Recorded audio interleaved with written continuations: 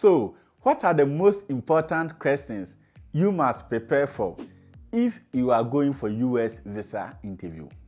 In this video, I am going to break it down into 3 parts and let you understand what the consular expects from you at the interview in order to prepare well and prove that you deserve the visa. Let's get right into it.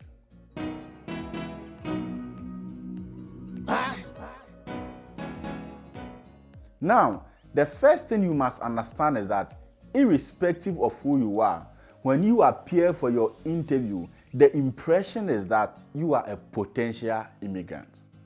That means although you are applying for a non-immigrant visa, a visa that allows you to stay temporarily in the United States, the presumption is that you would want to stay permanently. So, the interview is the opportunity for the consular to assess the purpose and your intent for traveling into the United States. And that will lead us to our first point. Why are you traveling to the United States? The consular would like to assess your reason for traveling to study in the United States. They want to know whether you are not using studies as an excuse to migrate to the United States.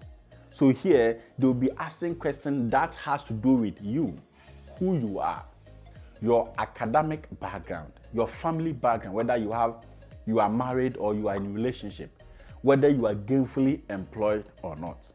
It is important because through these questions, the consular will be able to assess your purpose for traveling. Because let's take, for example, if you are a person who is gainfully employed in your current country, you earn enough money, and assuming, let's say you are employed as an accountant and you are going to study for MBA. Now, the consular can base on your current employment and know that you are not idle in your country and know that you are getting reasonable income to sustain yourself. You are not somebody who is desperate to travel to go and stay in the United States. So the consular will be able to know that your purpose of traveling is purely for studies, that you are going to study in order to come back to enrich yourself and your current position in the organization. So it is important, I tell people, don't go to the embassy and say you are not employed.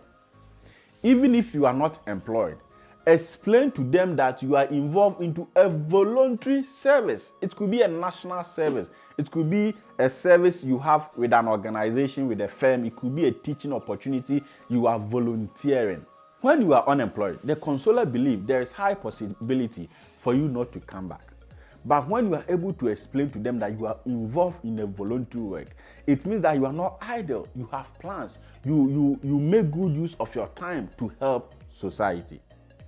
Also, prepare to answer questions about your academic background, what you did in your undergraduate studies, in your senior high school, or even in your graduate studies, and why your studies in America will be relevant to your academic success. In my first visa interview in which I was rejected, I was asked, how old am I? Am I married? And what work do I do? So these are questions you must prepare for.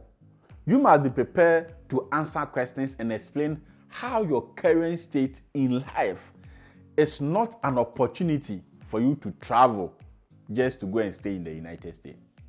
So this is where you prove to them that you are working, you have a family, that you studied accounting and you are going to study accounting or whatsoever in order to come back to help your society. It is important. The second question you must prepare for: how can you finance your studies? This is another important area you must prepare to answer questions about. Who is sponsoring you? What is the relationship between you and the person? And why is the person sponsoring you? What is the annual income of the person? What job does the person do?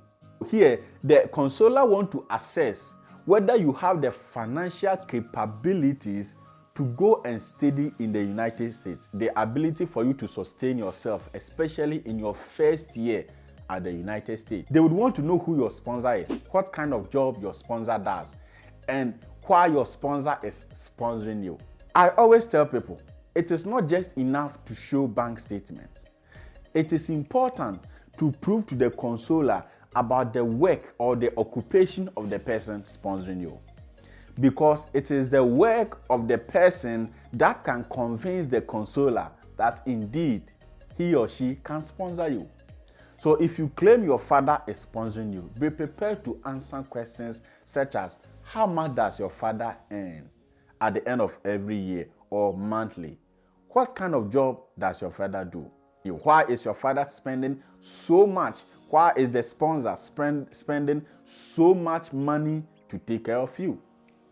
There are times if an organization is sponsoring you, they go ahead to ask you the number of employees the organization have employed, how long you have been working with them, and why the organization is sponsoring you. So, it is not enough to prove bank statements, but it is important to prove that the person who owns the bank statement has enough cash flow from relevant work or occupation. It is important you prepare around this area because proving your financial capability to support your studies is one of the most important reasons that your visa will be approved or denied.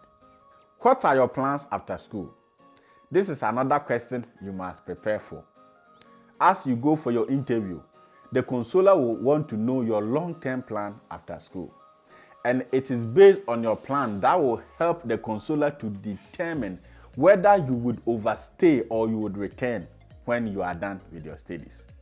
I always tell people, even if you have plans of pursuing PhD after your master's or whatever degree you are pursuing, don't tell the consular that after getting my master's, I would want to do my PhD.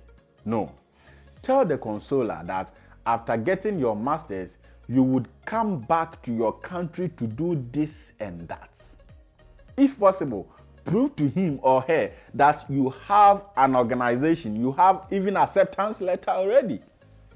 It is an added advantage. Don't worry if you don't have that.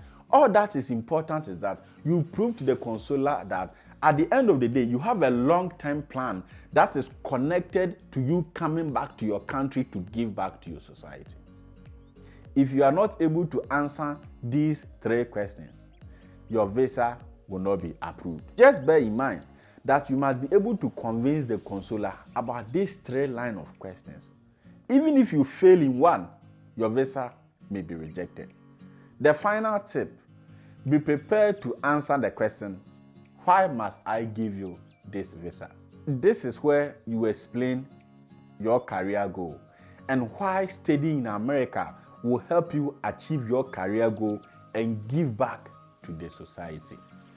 I hope that these tips will help you and give you the needed information that you need to prepare for your visa interview. I did a video on secret to getting your F1 visa approved and most mistakes that people do when they are applying for the F1 visa. I will leave the links in the video description section. Thanks for watching. Please subscribe to my channel for more videos and let me know your thoughts in the comment section. As always, theology is fine. Trust me.